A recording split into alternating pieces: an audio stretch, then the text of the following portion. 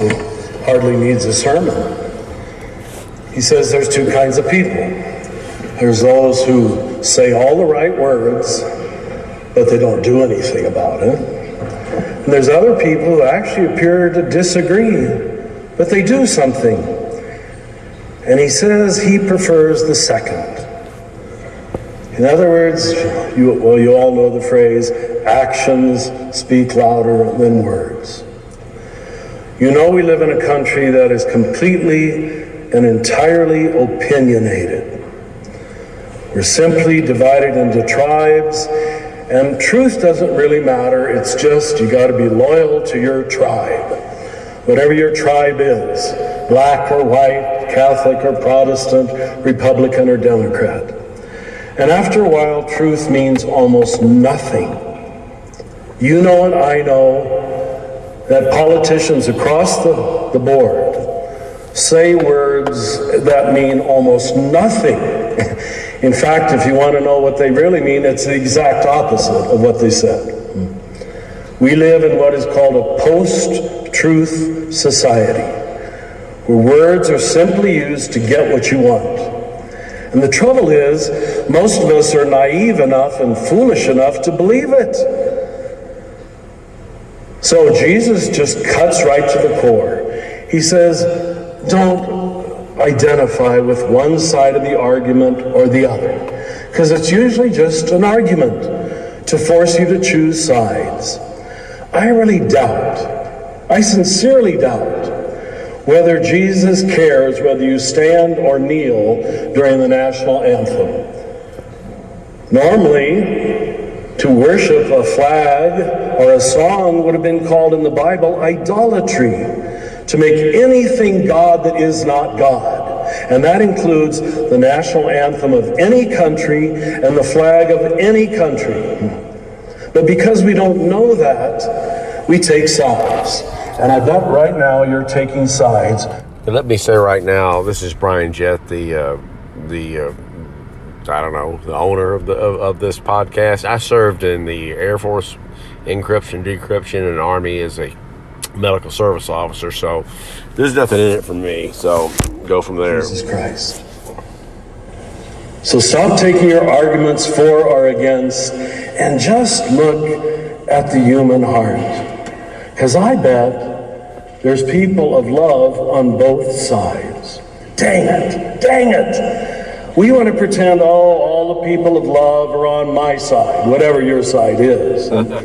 When you can stop doing that and recognize there are people of goodwill who agree and there's people who disagree. And as long as we keep joining these tribes of disagreement, I see little future for America. Maybe many of you watched the series the last 2 weeks, 18 hours on PBS, of the entire history of the Vietnam War. I'm sure some of you fought there. But now we look at it, we say, my God, both the side for and the side against were deceived. We always have part of the truth, but never the whole truth. And what Jesus is saying is he is not impressed by the son who says the right words. Words don't mean that much. Just look at the heart. How does the person really live their life? And you can tell in a few minutes people of caring from people who don't care at all. They just want to be right. You know, the Bible never told you, thou shalt be right. Please, find me the passage where you are commanded to be right. But I can tell you plenty of passages that say, love one another.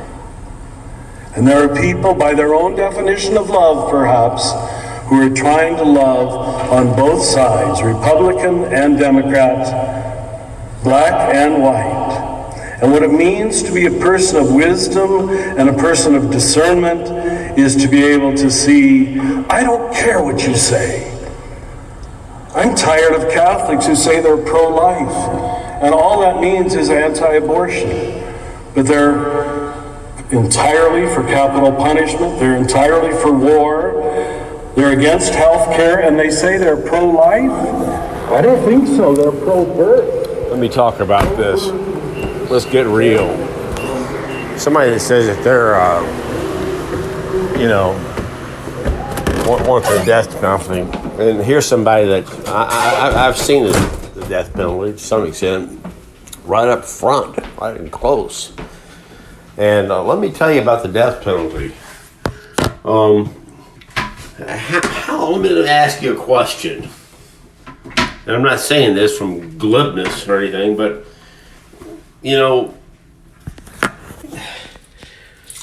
if someone that murdered your family one, and again, I'm not far from this, so I'm speaking somewhat sincerely. If somebody,